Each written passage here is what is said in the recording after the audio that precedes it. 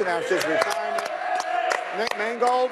Congrats, brother. Congrats. Welcome to the club. Well, thank you. Welcome to the club. A terrific player and a really interesting and fun person. And Himbo put together a little question for you here because it's always interesting. You played 11 years for the Jets. You snapped the ball to 13 different quarterbacks during that time. How many of them do you think you can name? 13. I think I can get them all. Okay, go. All right. So we have Chad Pennington to start. Okay, go ahead. Kellen Clemens. Yeah. Then we had Mark Sanchez. Right. I think Brad Smith gets thrown in there. He doesn't count. Okay. He's a wide receiver. He did not ever take a snap from you. Go on. I shotgun snapped to him. And then there's we had Geno Smith. Yep. Ryan Fitzpatrick. Yep. Shoot. Fight. Oh, Favre. You need Brett Favre. You can't forget Correct. him. And then Greg McElroy. Correct. Trying to think. He was a personal punt protector. I don't think I ever snapped to him as a quarterback. We have Tim Tebow written down on this list. I want to see the evidence of that. All right. Oh, Himbo, it's a challenge. Because I know he was on, but I don't think he ever played quarterback. Here's the rest of the list. Mike Vick. Oh, Mike Vick. I forgot Bryce about Mike Petty. Vick. Mark Brunell. Oh, Brew. Mark Brunell. Yeah, I forgot about Patrick Brew. Ramsey and Matt Sims. T-Ram. But Yeah. we will have to see. So sometimes, Wow.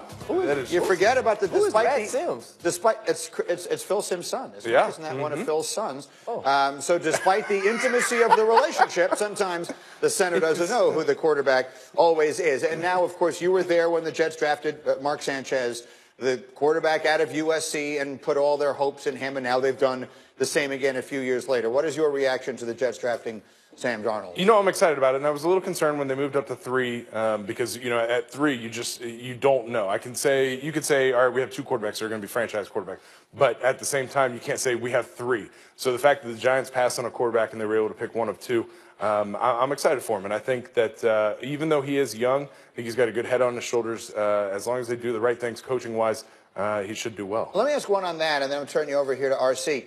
There are a couple of different ways of looking at the rookie and when he should be thrown out onto the field and all of that. And the Jets, as you well know, have Josh McCown there right now, who is more than suited to tutor him and to carry some of the load.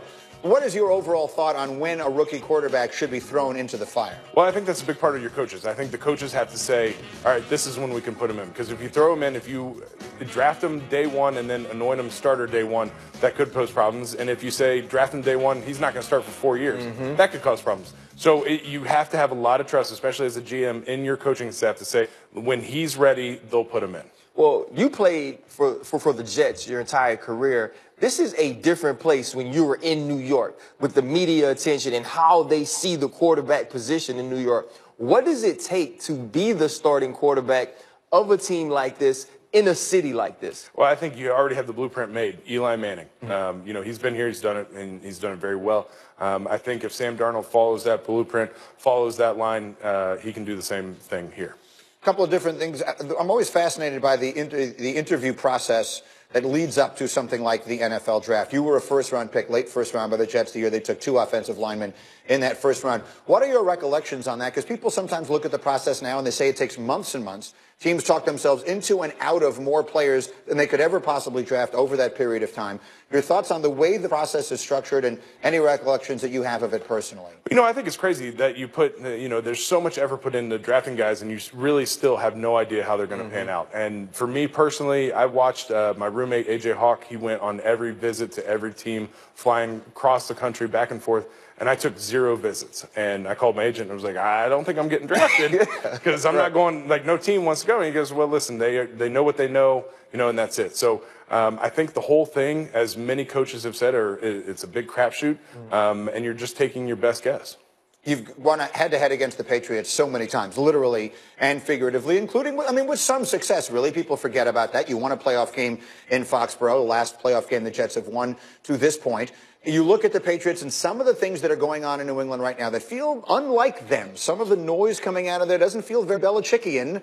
What is your perspective on what we see going on with New England right now? Watching it from the outside and not knowing anything in there, it does have an uneasy feel because there's a lot of leaks, there's a lot of things going on, which is very anti-Belichick.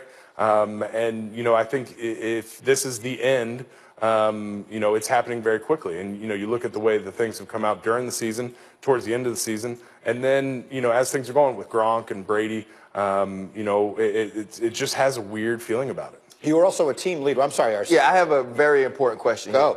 Would you drink beer off a fish?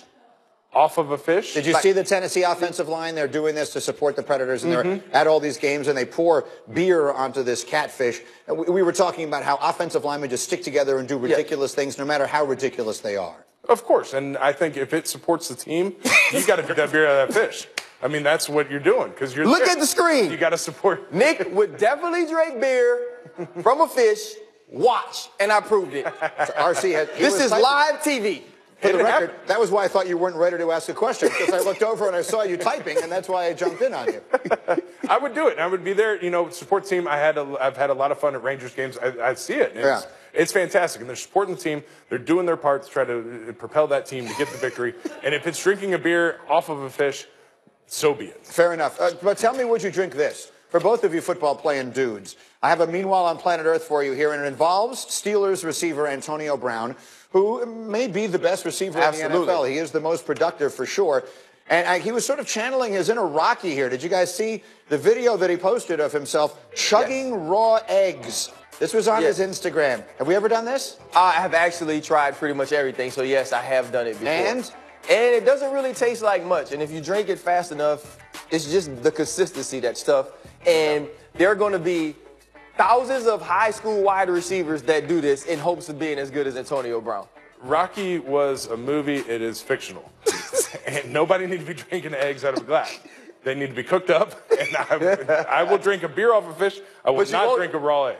So if the other O-linemen were all drinking raw eggs, I assume you would have drank raw eggs. Peer pressure will win. Absolutely. But I'm not going to do it to try to, I'm going to improve myself by drinking a raw egg. That just seems ridiculous. Well, that's not true. It's not ridiculous. It is. And if Rocky did it and Antonio Brown has done it, people in Pennsylvania will continue to drink raw eggs. I hate to break this to you, but Rocky is not real. But Rocky's everybody in Philly, Rocky is not real. First of all, Rocky's one of the greatest boxers of all time. The insurmountable odds that Rocky Balboa was able, the Russian, he was on steroids, Nick. The Russian was on real-life steroids. I was right there with you cheering USA, USA. Clubber Lang was a monster. He beat us in the first fight. But we worked out. You saw what we worked out with Apollo and all of those mean guys? We were there. And in the end, what did we do? We beat Clubber Lang. I can't believe you think Rocky's fictional. Rocky ended the Cold War, Nick. By himself. So disgusting. By himself. I was all excited that Nick was coming on here. I thought we see eye to eye on so many things. Time out. One for Himbo. Put it up on the screen. We found the image of Nick Mangold snapping the ball to Tim Tebow. You said it had never happened. Never question Hembo. There it is. There it is. That was the most significant moment of Tebow's New York Jets career, actually. He got taking that from Nick Mangold. Do not interpret that as a shot at Tebow. The Jets totally mishandled and misused that situation and misused him. They fattened him up like a Christmas goose. It's not really a shot when it's true.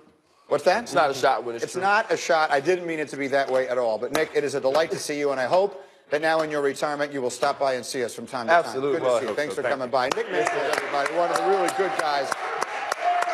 All right, Thursday night we got Eastern Conference semifinal action right here on ESPN. You got the Cavs and the Raptors. That'll be game 2, and the coverage starts 6 Eastern from Toronto. All the action